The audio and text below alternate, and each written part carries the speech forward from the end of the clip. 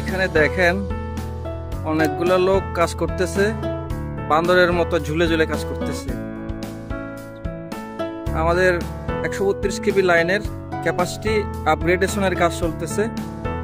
বিদ্যুতের লোক ভালো না, সেটা আসলে আমরা মাঝে মধ্যে অনেক ক্ষেত্রে বলে থাকি, লোডশেডিং এর ক্ষেত্রে বিশেষ করে।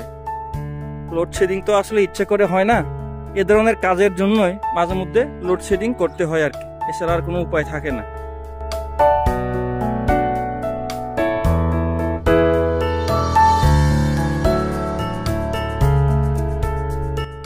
জীবনের রিস্ক নিয়ে দেখেন অনেকগুলো লোক নিচে উপরে সবাই কাজ করতেছে, শুধুমাত্র পরিবারের জন্য, নিজের জীবিকার জন্য ওরা এত বড় ঝুঁকি নিয়ে ওরা কাজ করতেছে।